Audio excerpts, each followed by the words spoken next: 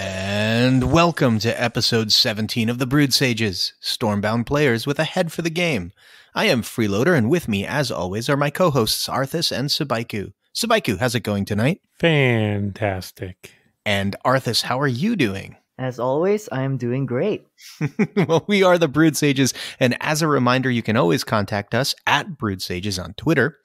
Or for all of you who used to want to wear a white blazer with sleeves rolled up, our email address is thebrewedsages@gmail.com. So guys, we talked very, very briefly last time because it had only been a couple of days into the month about the balance changes. We've been laddering up a little bit.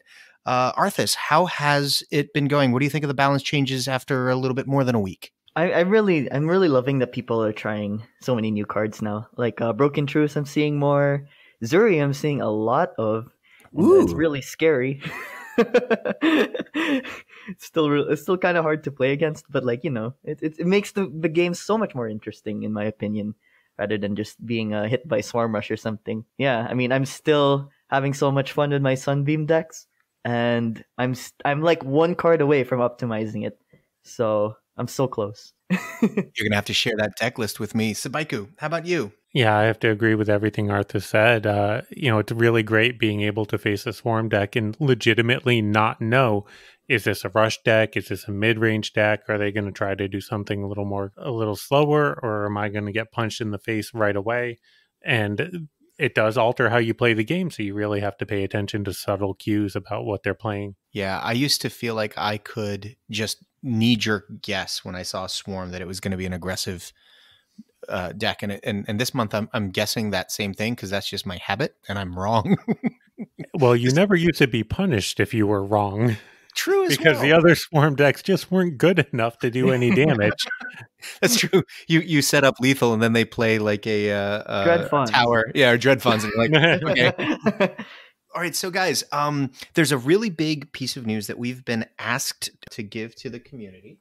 Most of you probably have already seen this the last time you logged on to the game, but if you haven't, and you use a iOS device, there are changes coming on the 21st of January to the game, and we just want to do this as a little PSA. If you play with a guest account and you use an iOS device, iPhone, iPad, doesn't matter, please make sure to log in with your Congregate account or with Apple's Game Center enabled before January 21st. Don't wait till then. Do it the day before, 2 days before, whenever you can. You are in risk of losing all of your game's progress if you don't log on in the next couple of days leading up to that 21st, okay? So everybody out there, you got yourself an Apple product that you play on, please log into your Congregate or your Apple Game Center account with the game on sometime before the 21st. Arthas, how is the Conquest tournament going? So this one, very interesting. The top 4 players have been out, basically, except Hanu, who is the sole leader in tournament wins right now. He's actually fighting for 3rd place against Shades. We get an interesting final with 2 relatively new people in the Equals community, I believe. Or I'm just not active enough. That could also be a thing.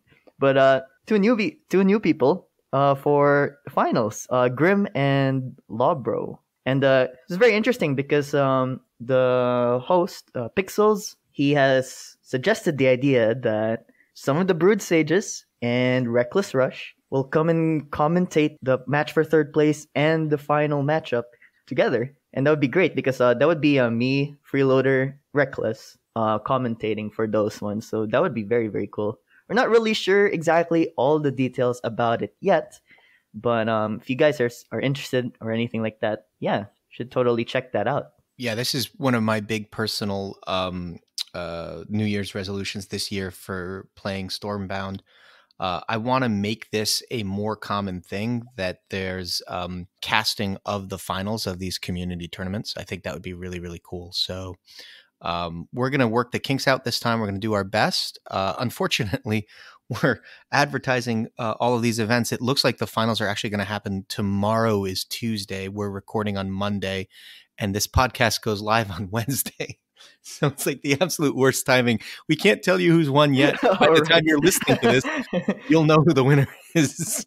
Well, we sure hope that you tuned in and you enjoyed it. Exactly. I forgot about that. Yeah, it's okay. So, Sabaiku, what have you been playing this month? So I started the month playing a lot of Swarm mid-range, really messing around with Zuri, and my love for Dark Harvest is well documented on this podcast. I've been trying to make it work for quite some time. With the relatively recent, a few months ago now, change to Dark Harvest and the addition of Zuri, it works great in the deck. I'm pleased as punch playing it, but I started to run into trouble where it would either get outrushed early or just not quite be strong enough mid-range to hang with an Ironclad deck, which I still see all over the place even after the linked golems change. So I switched over to a winter control deck that I've mostly been playing, still trying to abuse Gift of the Wise and trying to turn the tide with a big 8-mana turn where I'm playing Crazy Bombers or Ulf or Siren along with another unit or two. It's had mixed bag of successes. Like I said, Ironclad is still really very prevalent, and sometimes you get overrun with the Fort Tonic early and you just can't keep up with it. But it has been working pretty well for me so far. Made my way up to Plat 1 with it and still learning how to optimize the early game, but I'm enjoying it very much. Ooh, and Arthas, what have you been playing? I've been playing a mix of stuff, mostly because my quests are making me. but definitely like almost all of them I've been playing mid-range because I am still having so much fun learning that archetype after knowing so much about control and knowing enough about rush, and it's just lovely learning more techniques and playstyles.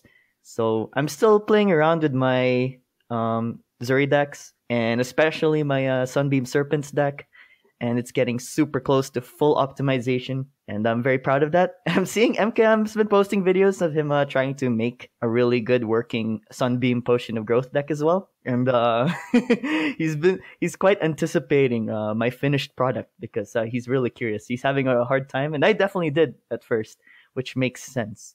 But yeah, I'm also thinking I should record very soon. But there just aren't that many people in Diamond 1 right now, so it's just all bots. So until then, yeah, you guys are gonna have to wait for that video. No, make an alt account. Do a alt account. Make a rush to gold with the Dragon Shadowfen deck. I mean, I could also do like some kind of compilation. Seems people kind of like the way I did that last time. But anyway, that's enough about my YouTube. You guys should totally check it out, by the way, youtube.com/channel. /artistru, actually. You guys should definitely check it out. While we're on the topic, check out MKM's YouTube. Like Arthur said, he's been posting a couple videos of a similar Shadowfen Dragon deck. Also, Frostcon had a similar mid-range Shadowfen Dragon deck. So there's a lot out there. There's definitely different ways to build it. We definitely recommend doing the research on YouTube, watching the videos and seeing what other people are having success with and what it looks like isn't working for them. And that's how you make your own list. Yeah, it's interesting that you bring up Frostcon because I'll tell you what I've been playing. I've been playing a modified deck of his. He is playing that indirect damage Shadowfen deck again. Posted a video of it recently. Gosh, I love that deck. It's like my favorite deck in the game. I've wanted to build it for a while. Unfortunately, my Ubas is just not high enough level to really make it work. So for the time being, I'm actually just using additional spam and playing Cordia in its place. I know it's not giving me the same kind of effect, but it just clogs the board a lot so that I have time to cycle back around to my chestnuts for a second set of hits. It's working great. It turns out Shadowfen control right now is pretty strong. And that was actually my motivation for asking everybody what we're playing, because this is our BS Meta Report episode for the month of January. BS Meta Report, BS Meta Report, BS Meta Report. And it has some very interesting information in it this time around, guys. When we look at the Archetype Frequency scores, you won't believe what's seeing a ton of play. Ironclad midrange and Swarm Rush. Oh man, Swarm Rush climbing back up at the at the popularity. The more things change, the more they stay the same. It's the deck that won't die, but it's a good thing, I think, because I think it's very healthy to have a deck in the game that newer players who don't have really established libraries but have good skill can easily build and utilize to get high finishes, right? And so, Sabaiku, if you'll recall, Mid-Range Hunter in Hearthstone for the longest time was like that cheap deck that you can build first before you build anything else. Didn't have any legendaries. It was really inexpensive. To me, Swarm Rush is that deck for Stormbound. It's the, if you're new to the game, but you want to be very competitive right away, put these cards together, level them up as quickly as you can, but whatever levels you got, it'll work well enough. Just get on ladder with it. And to be fair, it has a spot in the meta. It counters a lot of the mid-range decks, a lot of the slower, more greedy decks, and it helps to keep those decks in balance and keeps the game from spiraling out of control where it's all 30-minute control v control matchups. No. Who's got time for that? Exactly. The game I play on my phone, I can't just be sitting there looking at my phone for half an hour and then everyone will notice I'm not paying attention at work. Exactly. How are we supposed to do these Zoom calls if we have to play Stormbound for 30 minutes a game? Just casually rope. But guys, one thing I do see in the Archetype Frequency score, Ironclad as a faction is seeing give or take as much play, we feel, as Winter Pact and Swarm combined. Yeah. Is Ironclad just the behemoth that won't go away at this point? Yeah, I mean, I would say it really is. Where the heck are the nerfs? I know we got the linked one, but come on. There's so many cards. But I think linked... So my initial thought when I saw all the red in the donut, right, was, oh man, the linked golems nerf was not enough. It was too it wasn't, it's too powerful of a card. It wasn't nerfed enough to bring it back in line. But we then go down to our archetype relative power score, and I'm not seeing Ironclad being all that highly regarded in terms of its, power, aside from the mid-range archetype. The other two are considered, honestly, tier 3 decks. And you see linked golems in Ironclad Rush, don't you? I mean, yeah, it makes sense. Linked golem being a nice auto-include, right? It fits in every archetype of Ironclad. But what really defines the archetypes are like the other cards. Like with Control, there's True Shot usually, right? With Mia, it doesn't have to be Mia, but usually would be, right? True Shot or Siege. Rush would be like Hearthguards or something like that. And more of those Greengale Serpents. Right, exactly. Greengale Serpents was the card that came to mind. But you mentioned that the Link Golems nerf wasn't enough in the sense that Link Golems is still super strong. And although I agree with that, Link Golems is really strong, but I wouldn't say that's what's carrying Ironclad midrange. Otherwise, it would also be carrying the other archetypes. Exactly my point. That's exactly the point I was trying to make. Is I think it's Fort Tonic at this point. It's definitely Fort Tonic. It's definitely Fort Tonic. There's no question about it. They hit a card that definitely needed to be hit. Right, Cheapyard balanced Link Golems. I think it's a lot more fair now. It's strong, but it's not overpowered. But Fort Tonic is still riding high off of the buff that it got earlier. How long ago was that? 4 or 5 months now? Yeah. It's just been too good. And I think that's probably the main driver behind why these mid-range decks are still doing so well. So mid-range in general is favored into Control. And the most powerful deck in the game right now, we feel, is Ironclad mid-range. The next... like 2 of the next 3 are Control decks. Shadowfen Control and Winter Pact Control. Nothing else is in tier 1 with Ironclad midrange this month. Everything else is tier 2 that I'm talking about. So let's talk about that real quick for people that are not looking at the graph in front of them. Ironclad midrange, we have alone in tier 1. In tier 2, we have Shadowfen Control and Shadowfen midrange at about the same power level.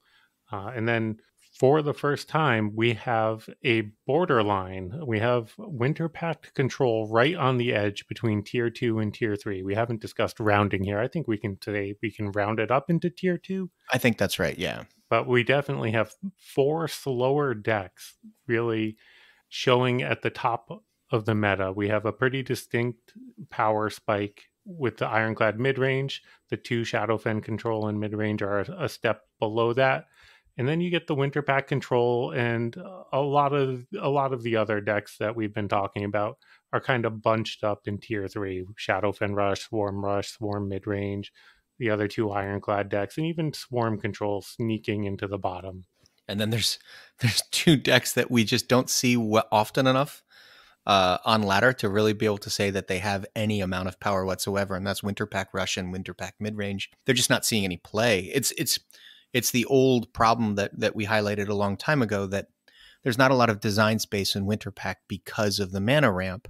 Factions that can cheat mana like that can't be given good early or even mid-game cards because it can get abused too easily. Yeah, all of the experimentation around Shyvana seems to have settled on a more controlling deck rather than those mid-range builds that we were advocating early on. They just couldn't quite hang. But to get back to your point, you started talking about 2 of the next 3 being control decks. Yeah, it's a normally in a meta, in my experience playing other games, when you have something like an Ironclad mid-range seeing a huge amount of power and a huge amount of play like it is, what you would normally expect to see in terms of frequency would be an almost equivalent frequency of play of a rush deck to counter it. And in fact, that's exactly what we have with Swarm Rush. Swarm Rush is being played at almost the same rate as Ironclad midrange, and you would think Swarm Rush is a decent counter to it. But in my experience, that hasn't been the case. I have found Shadowfen Rush to be a stronger matchup into Ironclad midrange than Swarm Rush. I don't know if anybody else has anything to add to that, but I struggle with Swarm Rush into Ironclad midrange. It clogs the board on me. Yeah, I mean, Shadowfen Rush, there's quite a lot of utility around spamming toads. I mean, that's how I made it to Diamond 1 the first time. It really limits the enemy's options because of how little tiles they can actually put cards on. Exactly. I think that's really funny. And I know Swarm Rush has things like Forgotten Souls, right? Or something like Vindicators that are like hard-hitting finisher cards, right? But they take quite some setup. Shadowfen Rush, you can just keep spamming toads, and then you just do butchers whenever it's convenient. Yeah, but the point I'm just trying to make here is that Shadowfen Control and Shadowfen Midrange together aren't being as played as much as Swarm Rush, and those 2 are tier 2 decks. Swarm Rush currently is a tier 3 deck. I'm surprised that Shadowfen Rush isn't seeing more love in the current meta, and maybe that's just because it's my baby. And I always wanted to see it doing well. I think it's a very strong deck right now. It's almost a tier 2 deck, but it's just not seeing a lot of play. About the Shadowfen midrange and control not seeing that much play, the core cards there would be like a high-level Chestnuts, which is an epic card. Not a lot of people have something really, really high up like that. Like usually the giant power spike is the level 5 of the Chestnuts, right? Level 4 is like... Yeah. You know, it does the job, but it could be underwhelming sometimes, right? That's such a good point. Yeah. And yeah, so it's very expensive. And then with Shadowfen Control, that tends to also have Ubas, which is legendary. Also, I can say underwhelming if it's not level 5. I can testify to that. So I think the kind of like how expensive the deck is in terms of rarity is what makes it not see that much play. Swarm Rush has a lot of commons, right? And rares, so... What I think is interesting here is on the frequency, Shadowfen as a whole, we are seeing more Shadowfen than we used to. Yep. You know, with Shadowfen as a whole, we see more than Swarm of as a whole, and Winter really seems to be decreasing. That seems to be where the players are migrating from, which makes sense. I think that in general, we've talked about how hard it is to play a control deck when you're not at least on par with card levels with your opponent. You can't really punch up as a control player. Otherwise, your Hunter's Vengeance just doesn't do enough. Your Ulf doesn't heal you for enough. Your Gift of the Wise doesn't give you enough mana. It's very expensive to play a Winter Pack control deck. But we also see from the frequency that Winter Pack has basically lost any and all innovation going on aside from those control decks. Yeah. There was experimentation in mid-range. Arthas and I think even Sabaiku tried a little bit of it with the Shyvana stuff, and it was great. but it's kind of petered out at this point. The only thing going on with Winter is control, and yeah, it's expensive. Yeah. The problem with Winter Pact mid-range is just that it's not as good. It's not as controlling as, say, a Shadowfen mid-range is, so you don't have that kind of option to fall back on if you're starting to get outrushed. And it doesn't build as strong of a board as a Swarm mid-range or an Ironclad mid-range definitely does. So you can't play the value game as well, and you can't outrush your opponent as well. It kind of just falls off on both ends. You know what I blame? I blame Chilled Stone Dames being bumped up in mana. I think adding the extra effect to it was awesome, but making it more expensive. No, yeah. It has to be more expensive with an effect like that. You can't just actually though put that down on even at 5 mana. An effect like that, I think it might be undervalued. Well, I suppose, but I look at no one's playing Winter mid range. And I just feel like it needs a little shot in the arm of something. Giovanna was a really good shot in the arm, but it's not enough. It's certainly not enough to take down Ironclad. I think the real problem right now in the meta is that Fort Tonic based Ironclad deck is just, it makes a lot of high value units on the board that there's not an AoE in the game that can deal with. I would say that the top decks right now, like with Ironclad mid-range, spamming Fort Tonic, and with Shadowfen control, and sometimes mid-range or rush, spamming things like Chestnuts, players are kind of almost forced to play particular cards or decks that actually can deal with that. I mean, we mentioned before, Shadowfen is getting more popular, and so these decks are also seeing more play, these powerful decks. Ironclad is still really popular. So that one's being seen all the time. So like with Winter Pact, like if they don't want to die to Chestnuts, like they want to put something like Confinement, that doesn't really help a mid-range play style all that much. That's more of a control thing. Yeah. And then like looking at the decks that the people share on Discord, it's really they're barely Winter decks, dude. They're just Gift to the Wise neutral decks. Oh, you need the Ulf in there. Come on, you need the Life King. Yeah, the Ulf, but come on. Well, I hope that we see something. The good news is, Brzoza was talking about the fact that there's going to be a major update into February, and my hope is that along with it being, something that maybe adds a new play mode or something like that. Like, I don't know. I'm hoping for the world, right? Give it all to me in February. But one of the things I am hoping is to see the Ironclad mid-range nerf somehow. I'm a little concerned, to be honest. My first thought when I saw the Link Golems nerf was, this isn't enough. And then I see Ironclad still seeing huge amounts of play, and I'm like, aha, I was right, it's not enough. But when I look at the power rankings and I see that Ironclad Rush and Ironclad Control are tier 3 decks right now, and they just don't have a lot of power to them, my real concern is, does Ironclad go the way of Winter Pact if Fort Tonic gets nerfed too bad? I mean, there's not a lot of power left in the faction, and I want it to stay healthy. Is there a way to soften Ironclad going into February in a way that's going to make mid-range still maybe even tier 1, but hopefully kind of like upper tier 2? Just something, bring it back into the pack a little bit. I don't think that nerfing Fort Tonic would kill the faction, because I would say Ironclad is probably the number one most flexible faction in the entire game, just with the way the cards are designed. And I mean, things like Embers, people hardly play that, but like they could easily play that, right? Or like spamming Phoenix, right? That's also an actual viable technique they could be doing, right? But like, it's just that Fort Tonic's getting all the love right now, and I don't think that nerfing it will kill the faction. It will just bring more appeal to any of the like alternate ways to approach the faction. My experience with the Ironclad Rush deck that the Magi and I kind of put together has been really positive. Remember, the whole deck is 3 mana or less, aside from Windmakers. It turns out that Fort Tonic is so flexible in that deck because it doesn't matter what you buff.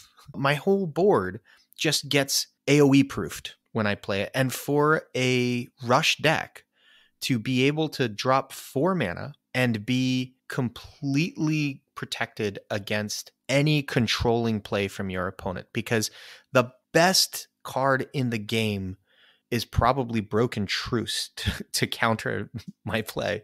And not a lot of people are playing that. But aside from that, like even Toxic Sack isn't going to hurt the unstable build, right? That's fair, but the Toxic Sacrifice at least removes the buff that the Fort Tonic placed, right? At level 5, Fort Tonic buffs by 5. At level 5, Toxic Sacrifice removes 6 health, 7 if you count the poison tick at the start of the next turn. Right. So for the same amount of mana, you are countering the Fort Tonic and also doing a little extra damage at the cost of one of your units, which is the price that Shadowfin is often willing to pay. Oh, for sure. But without Fort Tonic, it's a full clear, right? Like without Fort Tonic, my entire deck dies to Toxic. When I don't play any cards, my opponent has a lot easier time clearing my board. That is true. Okay, fair. But my point is that, like, the other cards to counter it, Broken Truce or a unit in Toxic Sacrifice, are at least on a similar power level. But because of the limitations around the interaction with structures or needing to have front to activate Toxic Sacrifice, it's a little tougher to use. Arthas, you've played around with Broken Truce a little more than I have. You slotted that into your Zeri deck. Has that helped you against the Ironclad mid-range matchup? Well, yes, in some cases. Other cases, it's not necessary because I have my own methods, like putting Edric in front of the units or winning before those big units hit my base. But like definitely That's Broken definitely Truce. the best way to go about it. Oh yeah.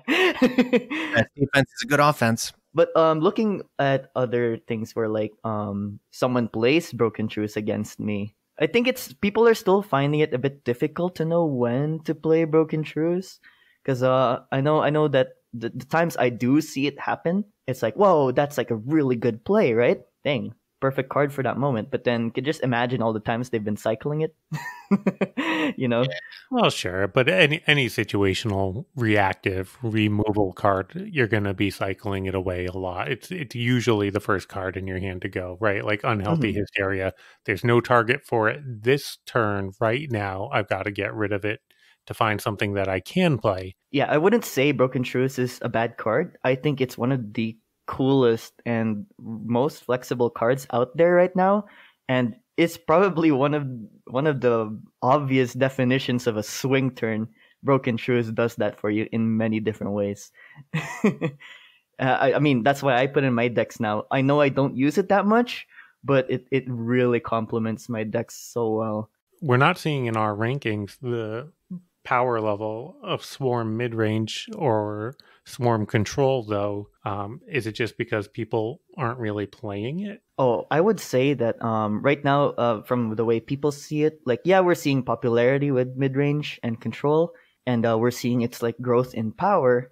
For myself, I would say they're probably stronger than what people think right now. It's just that people are still learning the decks. I mean, I know it took me a really long time to learn my Zeri deck, and I know also others who I have shared the deck with and are now finding a lot of success. They also took a while to learn it, but I can definitely say it's probably stronger than what it is right now in the report. It's just that, yeah, people are still learning. People are still optimizing decks. Most people have been playing Swarm Rush instead of any other kind of Swarm, and I'm really predicting and expecting that there will be a growth in power over time in the meta report as we see more people getting familiar with the play styles. Yeah, that's a good point. You've been playing Swarm mid-range since, pre-buff. So you've got a lot more experience with it than most. And the way we ask our survey takers to fill out the form, we're basically asking the question, what do you struggle to play against the most, right? And so there is a factor involved in answering that question of, well, how good is your opponent playing that deck, right? So Ironclad midrange hasn't really changed much over the last couple of months in terms of its play style or its card inclusions. And so it makes sense that not only is that deck very powerful, but people are also very adept at playing it. Whereas something that's fairly new to the meta, like the current Zuri Swarm midrange with, maybe Broken Truce, maybe not, but definitely Dark Harvest, that deck is fairly new. And so even people who recognize its power and are trying to play it might not be playing it optimally yet. I think that's a very interesting point to kind of keep in the back of our heads when we look at some of these newer archetypes as they pop up. I don't know how much of Shadowfen midrange is dragon based, but I've definitely played against more than a few on ladder, and they've been very tough to beat. They feel like they're very strong. So people seem to be playing that deck well, and the perceived power level of a Shadowfen midrange deck is pretty high. Whether That's people fair. think they're playing against Glaxi or dragons or whatever, that kind of all gets lumped together in our report, so it's hard to judge. But maybe that deck is just easier to pick up. Maybe the Zuri deck is just a little bit harder to operate because it doesn't have as much in the way of defense. I don't know. That's a good point too, because I'm pretty sure prior to January 1 of 2021, nobody played Shadowfen dragons ever. Like I said before, I was so close to giving up on them. But even the Shadowfen midrange archetype was not strong for us early on. Sometimes it snuck into the bottom of our tier 2, but it was never as definitive perceived as strong as it is right now. The play style of Shadowfen Rush and Shadowfen Midrange are very similar. Like if you look at the deck builds, even the ones that are dragon based, there's still a lot of overlap. And there's a lot of the flexible cards that both of them use. And I'm wondering how many people kind of jumped from Shadowfen Rush to Shadowfen Midrange just because, hey, cool, like, I kind of know how to play this deck anyway, but I want to try out the new dragon stuff. Shadowfen Rush is still performing pretty well. It's in the middle of the pack, maybe a little on the high end in terms of power level. Obviously, on the Brewed Sages, we always say every month we think it's underranked. We think the power level is very high for that, but we've been practicing cutting our teeth on that deck for combined between the three of us probably about 3 years. So yeah, that sounds about right. But the meta report does say that the Shadowfen as a faction is the strongest faction in the game right now, and I definitely think that's accurate. That's fair. Mm-hmm.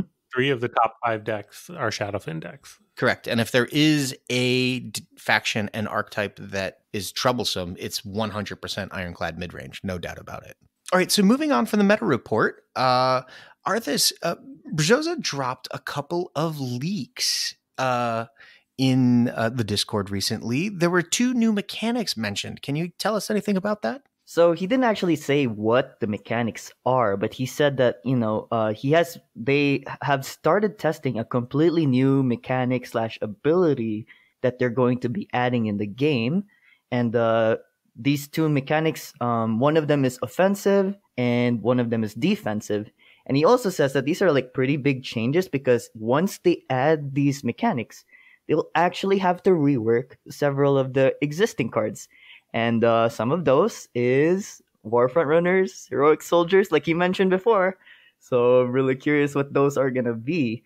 Because they recently added Vitality as a new mechanic. It's great that they're adding so many new ones as well and changing some of the other cards that are, not as interesting, the power creeped vanilla cards. And I don't know what else are going to be reworked, but that's what he mentioned so far. So Sabaiku, I was going to point out that last time you had a very good point about how some of the Knight cards like Terrific Slayers, for example, or Joust Champions, they seem to have sort of a non-face damaging flavor to them. That would be an offensive mechanic that you could definitely implement, where if a unit is trading into another unit, it does extra damage, right? That would be something Knights could do. Knights have lances. They let you hit first.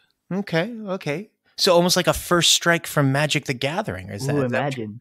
Ooh, a first strike would be really cool. Like it's a one-time thing for that unit. Only works at the first time they attack, but not the second time. Ooh. Oh, interesting. I like that. Yeah, I like that a lot. I wonder what the defensive one would be, though. I'm like actually empty in ideas for that one. Well, maybe it could be some sort of armor mechanic while we're on the topic of Knights, right? Like a shield that protects them from incoming damage, so it doesn't apply when you attack, but when you get attacked, you can take a little bit extra, either whenever you're attacked or one time you have, X armor, and when it's gone, it's gone. Interesting. That reminds me of a particular card in Clash Royale, guards. They have this like a shield that can mitigate the first damage that they take, no matter how strong it is. And as soon as the shield's gone, they're like really fragile. That'd be interesting. I'm not sure. This might be a bit too strong for something like Stormbound because they could just soak up. It could soak up like 100 strength rhyme the first time. Right. that was the Divine Shield mechanic in Hearthstone. It was the same thing. It would just absorb the entire first hit. I was thinking something more along mitigating damage, but not necessarily absorbing all of it. Right, yeah. Further into the leaks, we also have Berzosa mentioning in the Discord that we don't have to ask anymore for a new game mode, and a lot of eye emojis from him and leaks. But it seems very, very likely that they actually have a new game mode coming out eventually, and I'm really curious what this one's gonna be because I mean I know we have Brawl right now. And we have ranked, but like, what other game could they possibly do? Like, I know people have been like exploring the idea of like some kind of Stormbound Blitz mode where it's like much faster or something like that. But I don't know. But it's really exciting to hear about. A safer bet might be just a casual mode where it's just like ranked, but there's no stars involved in it, right? So it's almost like playing a friendly, but against people you don't know. Oh, it's like a quick play instead of ranked. Yeah, exactly. I don't know. Sabaiku, what do you think? The first thing that I thought of when I read that on the Discord was Reckless Rush's draft tournament, right? Something like Hearthstone Arena mode, where you're presented with an option of cards, you pick one, and you continue that way until you have a full deck of semi-random cards. Oh my gosh, that would be so awesome. That would be a lot of fun. That would be awesome. It would just be complicated to like, consider the levels of people's collections or something like that, but that would be really cool. Well, you would have to do it either as an equals or, set everybody's cards to level 3 or whatever. Set everybody's to level 5, charge $2 per entry. Would you do it if you got to play until you had, let's say, 3 losses? I think a lot of people would do it one time and never again. Okay. I mean, that would kind of remind me of. Sorry, I keep mentioning Clash Royale, but you guys keep mentioning Hearthstone, and I haven't played. No, so it's fair. This is my payback. I know Clash Royale has like this. I forgot what they were called. Oh my gosh, like challenge mode or something, where they go up in tiers, much like in Brawl when they win games, but they can only lose up to like 3 games, and the more they win, the better the rewards they get. Yep. Could certainly do something like that. And I think for a lot of people who don't currently have level 5 cards, getting to jump into a mode like that and try out level 5 cards might be a lot of fun for them. I don't know. That was what I was thinking was part of the selling point to it, would be like, hey, jump in here, try out that level 5 Erin. See if you like her now that she still can't do Gift of the Wise. I don't know. Charging real money per entry feels real bad there, though. It's got to be an option for in-game gold, too. It has to be in-game. Especially since a lot of the top-end players complain that they don't really have anything to do with their gold other than Brawl. Oh, that's a really good point. Find a use for it. Give them another way to compete. Oh, I like that. No, that's a really good point. I just want to point out here that we have had no pre-conversations about any of this with anyone that has any knowledge whatsoever. So if we're right on any of this, it's pure luck, and it's never going to happen again. Very good that you give that disclaimer. This is just us and the Discord community piecing together the subtle leaks that Berzosa gives. So that's just us entertaining and exploring those ideas. Yeah, for sure. We're literally shooting in the dark, but hey, every once in a while, a blind squirrel finds a nut, man. It can happen. So, Arthas, the last thing that Berzosa talked about was there's a farmer problem, and we're, I think, fairly aware of this as a community. He said they're going to fix it, right? So let me allude to something we mentioned before, but they said that they were planning on implementing something big in the game that would solve the top 3 biggest problems of Stormbound. Sounds very promising, right? And these problems involved matchmaking, farming, and endgame rewards. Okay. Berzosa mentioned that just one big implementation will fix all 3, or at least they hope it would. And if he mentioned on the Discord, because people were still asking about the farmer problem, he said that implementation will probably be occurring in March instead of what we originally thought of to be next month in February. So it might be March, which also means that the big Shipyard 3 update will also probably be March. But don't take my word for it. We still have something like the 6 legendary structures. I don't know when those are going to be. It could also be next month, right? But I would definitely put my money on Shipyard 3, the big update on March because of this farmer problem thing. And still no one has any clue what this is. I mean, people are still trying to dissect the farmer problem, whether if it's like intrinsic, if it's part of the people problem or like the economy problem or the matchmaking. And it's really hard to think from what we have as players what they're going to be doing about it. But it's definitely something to look forward to because they did say it will be a very big change. Okay, well, I'm very excited to see what that's going to be. Hopefully we can get Brzoza on later this month for the 1st February episode, and maybe I can prod him a little bit and get him to open up a little bit about what they're thinking for that major revision. I'm pretty stoked, to be honest. When I got started with this game, Sabaiku, I know you got started at the same time. There was a pace to the changes of the game that was not, I don't want to say it wasn't too frequent. It was happening, but not very often. And I don't know, I like this. You? Yeah, it's so great to see that Shipyard is actively managing the game. You know, it was pretty quiet under Paladin. That's what I'll say. I don't want to speak ill of the recently departed. Agreed. Okay, guys, we did this last time, and I know we're running out of time, but I really want to do it again because the way you form a habit is by doing it repeatedly. So we did it last time. Let's do our card of the week. This week, it's going to be very quick. It is a neutral card. Very quick. Ha! It is 4 mana. It's a common.